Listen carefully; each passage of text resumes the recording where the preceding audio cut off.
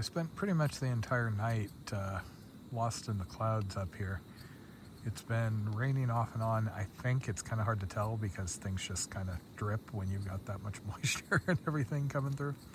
I also had something big up above the tent last night. Not sure what it was, never caught sight of it, could hear it making noises and walking around, so I was on edge for a little while there. I am a little bit reluctant to get out of the tent this morning. I finished all my edits. I'm holding off on more coffee because I've got water carries through here. But yeah, everything is just soaked. Basically, when it's raining for multiple days like this, it's a degrading situation, meaning things are gonna get wetter, nothing's gonna get drier. My jolly gear was sodden enough last night. I didn't want to take it into the sleeping bag. I was worried about putting too much moisture into the sleeping bag if I didn't have to.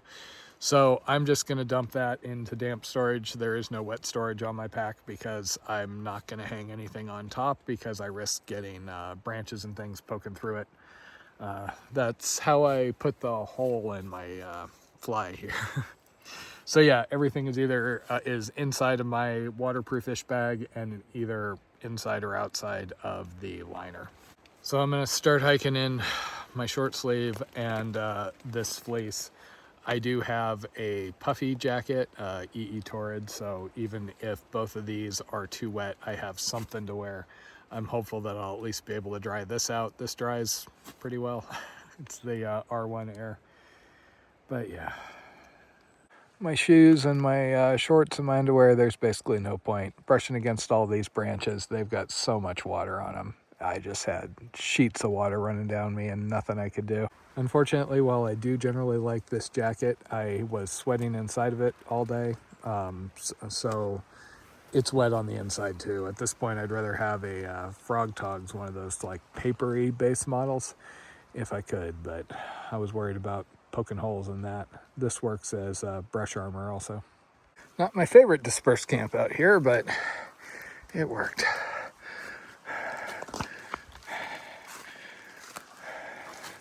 So far out is the application that most everybody uses these days to hike something like this. It downloads offline maps for you, it has a track for you, and it has a bunch of waypoints.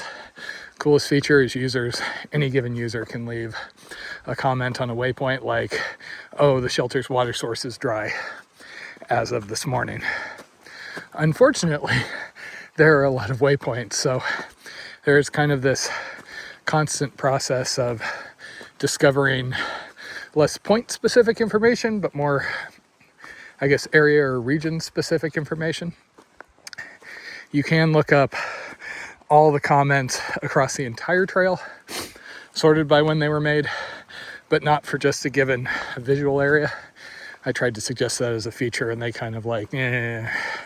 As a result, there tends to be this process of continually finding new information as you go. You know, you try and look through, but there's always some little nugget stuck on some waypoint. Well, I was just looking this morning up ahead, double checking my water carries, and it turns out basically this blowdown overgrown section stuff is going to last until in at the Long Trail / Main Junction. There was a comment made within the last couple of months that basically said, yeah, expect it for the next 30 some miles to Lincoln Gap. It's going to slow you way down. This is coming from somebody who was obviously on the overlap section, and the AT seems to have oodles of money and maintenance volunteers to keep up with stuff like that. I am currently about 34 miles from Main Junction / in at the Long Trail / Killington. People seem to be referring to that junction as all sorts of things out here. Normally I would try and do that in 2 days, but we'll see. I was running out of gas pretty hard the last couple of miles last night. The fact that I'm back out here keeps having me expecting that my endurance will pop back, and it's still not quite where I would expect it to be. It is really unfortunate that big Secchi Loop Sierra thing got cut short by the tooth, because that was kind of the big plan there. Get someplace where trails, you know, you're at altitude and everything, there are big climbs, but you can have well-groomed open trails that are a little easier to push it and build up my endurance. But oh well. 2 days of enduring out lasted on the weather, and then should go faster.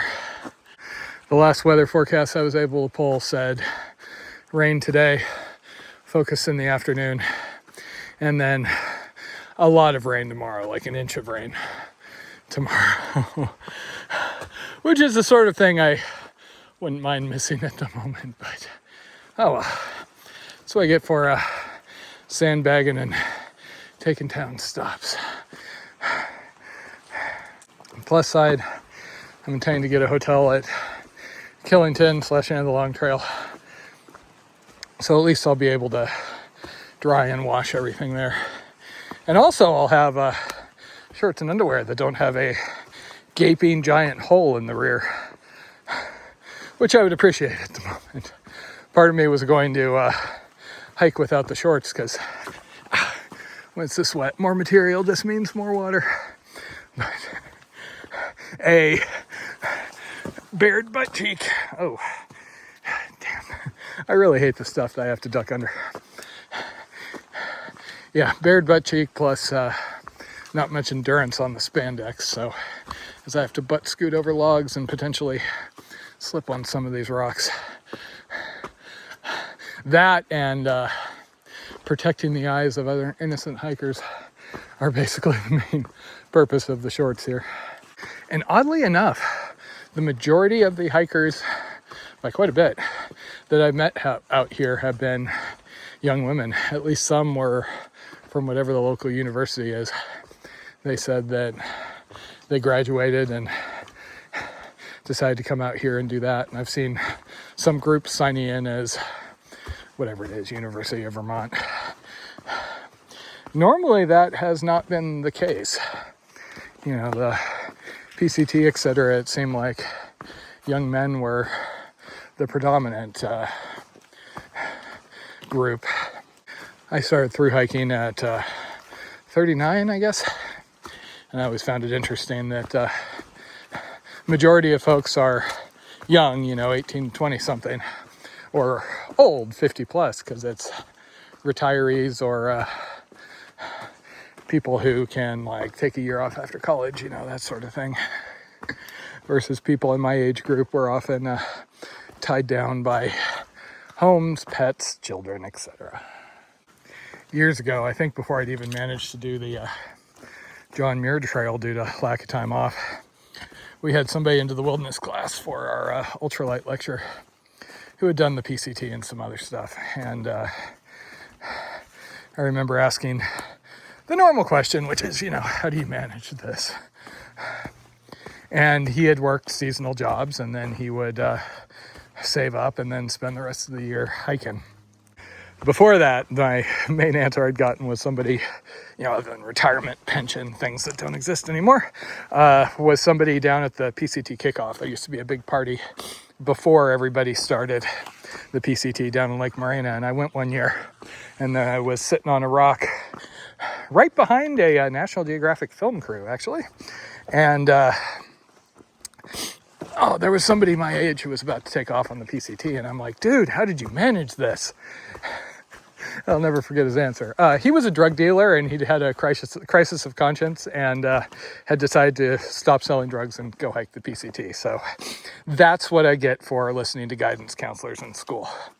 Winners don't do drugs, but apparently through hikers sell drugs. At least that one did. I spent 10 plus years really wanting to do the PCT and not sure I was ever going to be able to, because, you know, how do you save up the money, A, and then also how do you put everything on the shelf if you've got a mortgage, if you got rent, if you got car payments, all of that. And the answer is just you sacrifice a bunch. Jen and I don't have kids. We have We came close to trying to buy something at one point, but that would have basically made us into paupers that were stuck around home trying to keep up with repairs all the time. And we had to sacrifice our big reef tank, which we absolutely loved, but that was money we needed to spend elsewhere. Obviously, we are fortunate that Jen's got a job that actually has reasonable benefits. I mean, better than I had in IT. I was a high-paid IT person. I paid extra for higher levels of insurance, and still, I am very glad I was on Jen's insurance during this whole Mal's HSP thing, because I don't know if that would have completely bankrupted me, but it would have been pretty bad. I remember how bad it was just when I took that little 25-foot fall in the mountains years ago. We're also fortunate that both of us are completely dedicated to this, happy living this way. I didn't have as much footage as yesterday, as usual, just because it was so wet. It gets really hard to keep the phone lenses dry and smudge free enough to record. I have my tricks, but eventually that tends to fail. And especially when I was going through vegetation that was just loaded with water, I would take my trekking poles and kind of whack the brush to try and knock off the worst of it. But still, anything that wasn't covered by my rain jacket was just soaked. I took the rain skirt off. I could have kept that on and that might have helped a little, but honestly, with how moist it was for pretty much the entire 8-hour day of hiking, whatever it was yesterday, my underlayers were really wet no matter what. And it's harder to move in that thing. Plus, I don't want to put a hole in it. And same thing with the umbrella. It was nice for a little while. Like, I can make it work through here as long as I'm careful. But not with the blowdowns, not with all the branches sticking out over the trail. I was basically camped on the side of Boyce Mountain on the south side. I have found a handful of other sites that would work since I got started this morning. But I had a heck of a time finding something last night. I kept bushwhacking around looking because I was just crawling up hills. Really got to get that endurance back. So I was just able to get enough reception to pull a weather update, and it looks like, sure enough, today is going to be a lot like this. More rain in the afternoon, but nothing significant. Tomorrow is looking like it is really going to suck. An inch of rain is predicted. And now the storm is extending into Friday as well.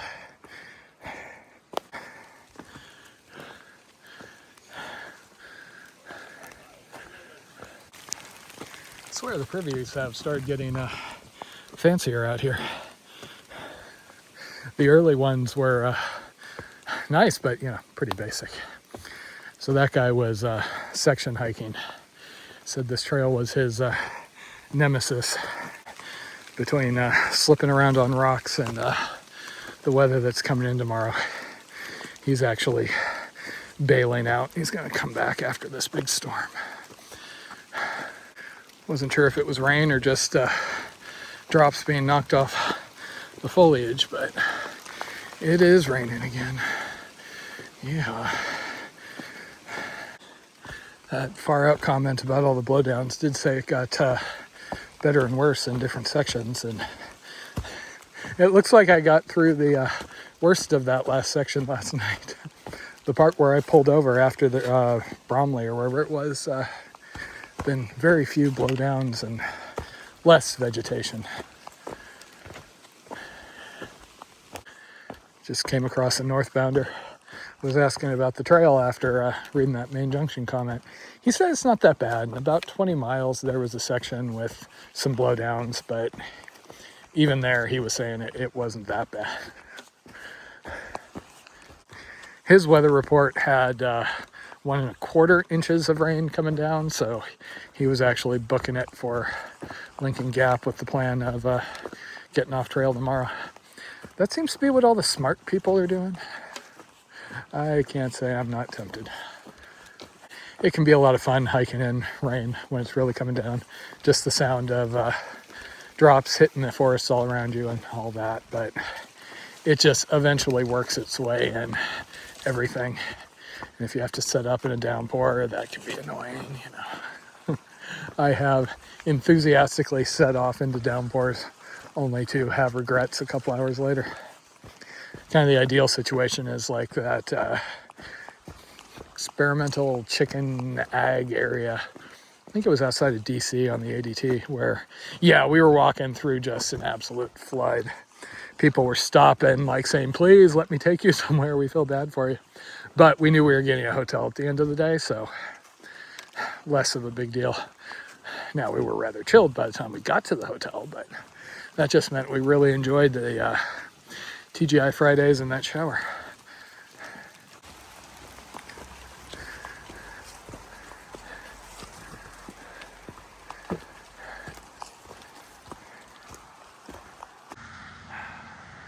There's that pretty orange I was remembering. I swear some of these signs, one might be excused for thinking that sign means Long Trail is across that clearing there. Apparently it is not. Apparently the Long Trail is over here. Jen made a comment the other day about how it's kind of a shame that the Long Trail overlaps with the AT on the south. Because a lot of us have done that half of the Long Trail while doing the AT, and as a result, it seems like the most common thing here has been people come out and then start at Killington because they've already done the southern part. Man, I lost my views just as the peak color hit. So I don't know if they rerouted it through here, but there is no note in far out, and I am following that track unless I see something that says otherwise.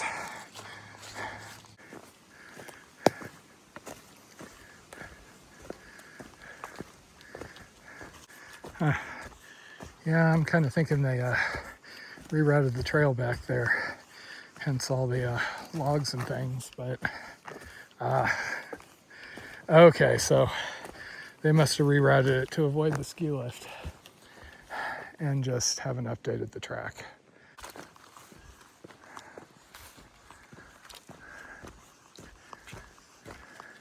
Okay, I was told this was not to be missed. Ideally, I was told to camp down here because apparently there is a canoe. Otters have been seen. I don't really need the water, but I will at least go and see if I can't see some otters for taters.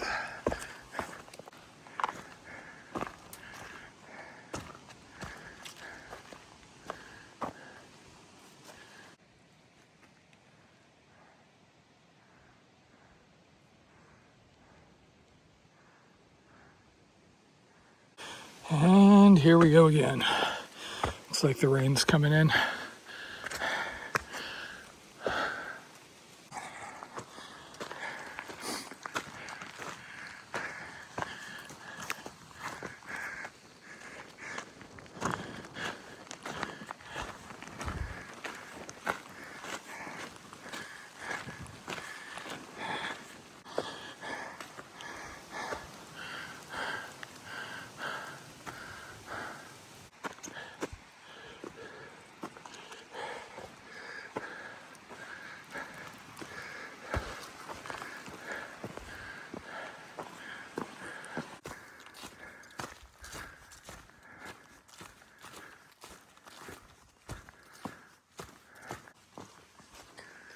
Okay, this is Sucker Brook. Supposedly there's water down here.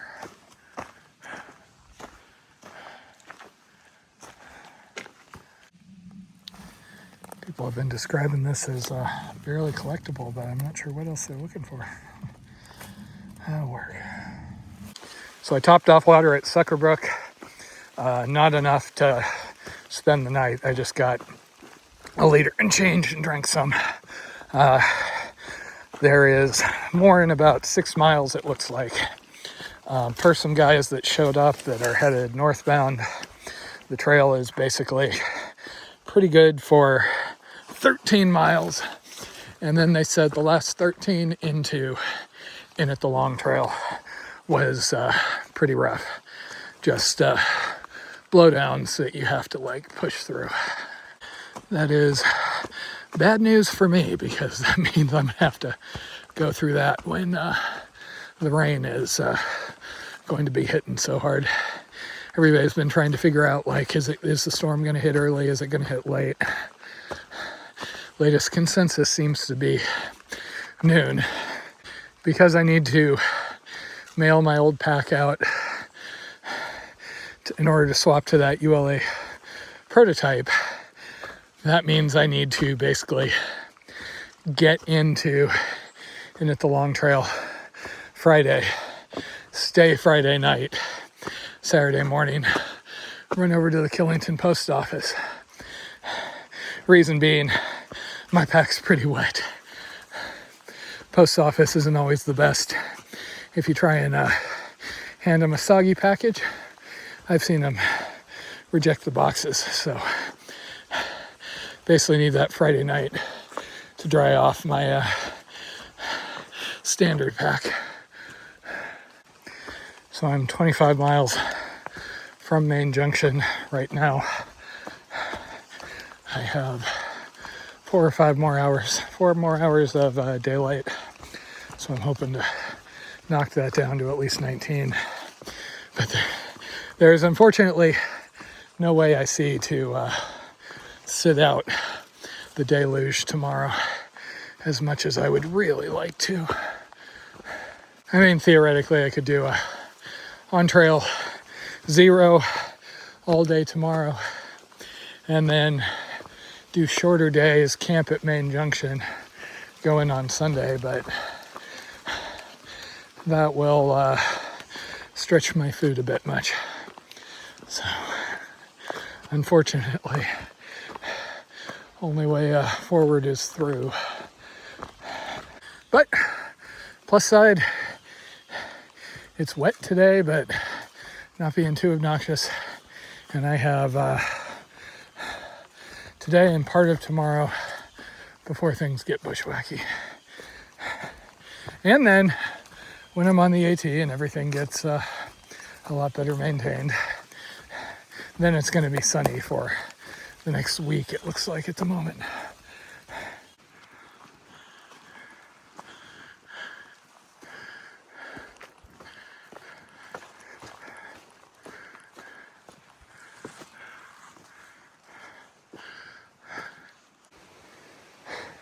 I actually took a bit of a spill. Can't tell. Is it better to trust the mud or the rock? Answer, it depends.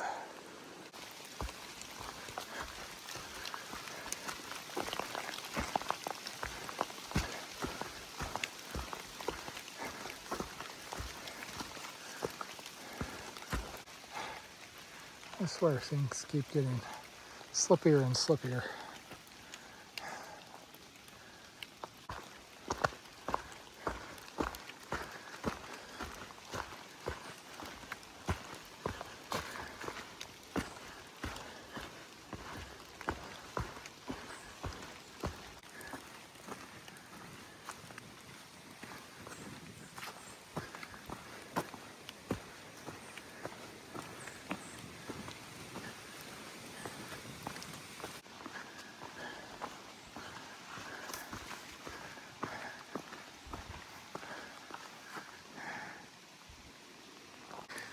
Okay, took me a lot longer than I'd hoped to make it down to Brandon Gap there. It's after 5. My plan isn't to stop immediately, but there are supposedly some running streams in this area. So I'm going to fill up for the night and then see what I see. I'm really struggling here. I can handle pushing days, I can handle rain, I can handle vegetation. The combo of all three with kind of a time limiter and that I need to make it to end at the long trail by Friday if at all possible, is causing me quite a bit of stress. I was just starting to get worried that I'd misread something on the far out comments, but okay. Finally, after everything being dry, got water. This looked like an easy established spot, but not the flattest. Oh well, hopefully I can sleep here. Got set up. Ground isn't the best here. I'm kind of like tilted off to the side, but I'll manage. I'm sure as heck not getting back out in that unless I really have to.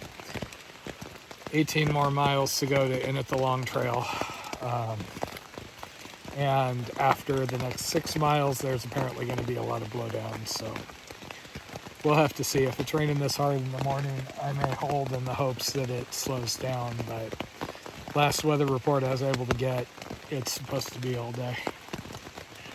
If I was not forced to kind of like push on, I would just wait here and wait for Friday. Going through dense vegetation in this. Not the best, but what you gonna do? Home sweet home.